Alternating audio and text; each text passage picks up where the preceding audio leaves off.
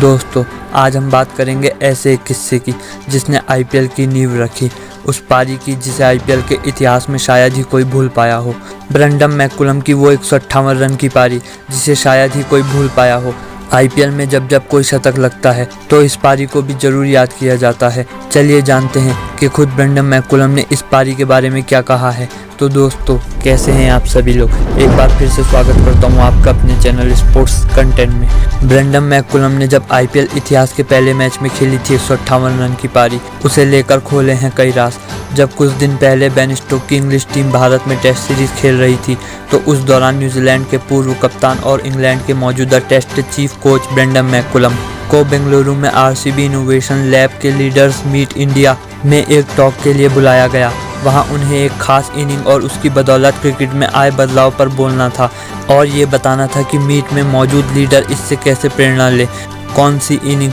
वही जो कि बड़े इंटरनेशनल मैच से नहीं थी बल्कि एक ऐसे नए टूर्नामेंट में खेली गई थी जिसका भविष्य तक किसी को पता नहीं था। ये टूर्नामेंट था आईपीएल और उसके पहले सीजन का पहला मैच। अब आप समझ ही गए होंगे कि उन्हें इसी शहर में केकेआर आरसीबी मैच में अपने उन 158 रन के बारे में बोलना था जिन्हें टी20 में खेली सबसे बेहतरीन इनिंग में से एक गिनते हैं। आईपीएल को परफेक्ट शुरुआत मिली और इस इनिंग ने आईपीएल की लोकप्रियता का ग्राफ ऐसा ऊपर किया जो फिर कभी नीचे नहीं आया। ये इनिंग महज एक स्कोर नहीं थी। उन्हें उस टॉक में सिर्फ यही बताना था कि कैसे सिर्फ एक फैसला, एक एक्शन सब बदल देता है।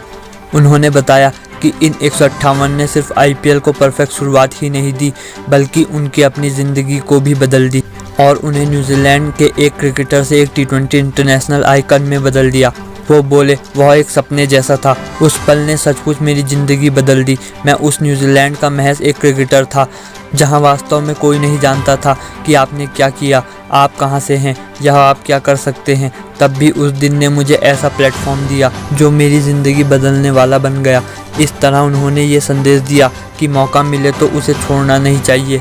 इस मौके पर उन्होंने एक राज भी खोला। वे इस इनिंग को खेलने से पहले बुरी तरह नर्वस थे और खचाखच भरे बेंगलुरु के एम चिन्नास्वामी स्टेडियम में राहुल द्रविड़ की रॉयल चैलेंजर्स बेंगलोर और सौरव गांगुली की कोलकाता नाइट राइडर्स मुकाबले की चर्चा ने उनकी हालत और ख़राब कर दी थी। क्या हुआ था तब? द्रविड़ ने टॉस जीता और गेंदबाजी को चुना। मैकुलम ओपनर थे और शुरू में जहीर खान और प्रवीण कुमार की धुनाई की, पर वे कहते हैं कि चूंकि हर किसी का ध्यान गांगुली पर था इससे वे आराम से रन बनाते रहे। 6 ओवर में गांगुली आउट हुए पर मैकुलम का रन बनाना ना रुका और रिकी पॉन्टिंग के साथ 51 रन की तेज पार्टनरशिप की और आईपीएल का पहला 50 बनाया। पॉन्टिंग ने 20 रन बनाए। उसके बाद डेविड हसी आए। हिटिंग जारी रही और 60 रन की पार्टनरशिप हुई जिसमें हसी ने 12 गेंद पर सिर्फ 12 रन बनाए। मैकुलम के 100 पूरे हुए और फिर 150 को भी पार किया। इस तरह 73 गेंद पर 158 रन बनाए जिसमें 10 चौके और 13 छक्के शामिल थे। केकेआर का स्कोर 222 पर 3 रहा। इससे आरसीबी पर ऐसा दबाव बन गया कि वे सिर्फ 82 रन पर ऑल आउट हो गए और केकेआर ने आईपीएल का पहला मैच 140 रन से जीत लिया। मैकुलम ने उस दिन कई नए रिकॉर्ड बनाए पर जिस एक रिकॉर्ड को तोड़ने के लिए खुद केकेआर वाले सबसे ज़्यादा बेताब रहे वह ये कि उसके बाद से सालों तक उनके किसी भी बल्लेबाज ने आईपीएल में शतक नहीं लगाया था। बहरहाल इस स्कोर ने आईपीएल को गजब की शुरुआत दिलाई और आज की ऊंचाई के लिए प्लेटफॉर्म दिया। वह 18 अप्रैल 2008 का दिन था और एक तरह से दुनिया भर में टी20 लीग आंदोलन की शुरुआत हुई। क्या किसी को उम्मीद थी कि कोई विदेशी आईपीएल को ऐसी परफेक्ट शुरुआत देगा? ब्रेंडन मैकुलम को तब केकेआर ने $7 लाख की बड़ी कीमत पर खरीदा था। वे बोले, इस कीमत ने उन्हें नर्वस कर दिया था। अगर कामयाब ना हुए तो क्या होगा? इस चक्कर में जैसे ही केकेआर के कैंप में शामिल हुए तो एक ही इरादा था, नेट्स पर कप्तान सौरव गांगुली और रिकी पॉन्टिंग को इम्प्रेस करना। इसके लिए इतनी कोशिश कर रहे थे कि घबराहट में गेंद को सही टाइम नहीं कर पा रहे थे। हर गेंद हिट करने की कोशिश की, फेल। इससे डिफेंसिव हो गए, इसमें भी फेल। हर नेट गेंदबाज उनका विकेट ले रहा था। तब लग तो यह रहा था कोच जॉन बुकानन उन्हें प्लेइंग 11 में भी ओपनर नहीं बनाएंगे। आखिरकार मैच का दिन आया। वे टीम में थे पर नेट्स की खराब फॉर्म जो पहली 6 गेंद खेली उसमें भी जारी रही। 0 स्कोर था। तब मैकुलम बेचैन थे क्योंकि कनेक्ट तक नहीं कर पा रहे थे। जैसे ही जहीर खान को दूसरे ओवर के लिए अपने रनअप के लिए तैयार देखा तो मैकुलम ने तय कर लिया कि चाहे कुछ भी हो अब चार्ज करना है। अगली गेंद को जोर से हिट किया और वास्तव में अगली 67 गेंद में क्रिकेट के सबसे मशहूर 158 रन बनाए। मैच के बाद गांगुली ने मैकुलम को गले लगा लिया और कहा अब उनकी ज़िंदगी पहले जैसी नहीं रहेगी। अगली सुबह आईपीएल सुप्रीमो ललित मोदी ने टूर्नामेंट को गजब की शुरुआत देने के लिए उन्हें धन्यवाद कहा। यह इनिंग इतनी खास थी कि इसने खराब टी20 मैच से पूरा ध्यान ही हटा दिया।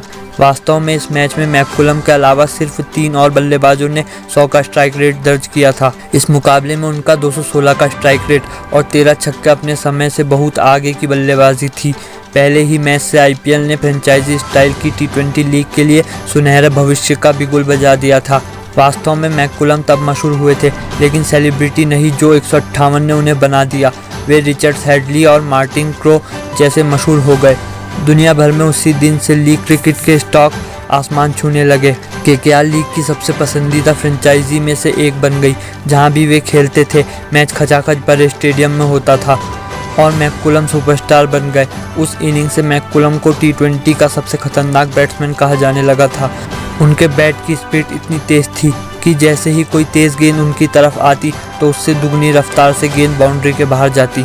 इसके बाद मैकुलम ने टी20 इतिहास में कई ढेर सारी पारी ऐसी खेली जिसे देखकर दुनिया हैरान रह गई। तो दोस्तों, ये थी आईपीएल इतिहास की सबसे घातक पारी जो कि ब्रेंडन मैकुलम द्वारा खेली गई थी। जिसने ये पारी लाइव या हाईलाइट में देखी है वो हमें कमेंट करके ज़रूर बताएं। ऐसी और वीडियोस के लिए आप हमारे चैनल को शेयर एंड सब्सक्राइब करना ना भूलें। Thanks for watching.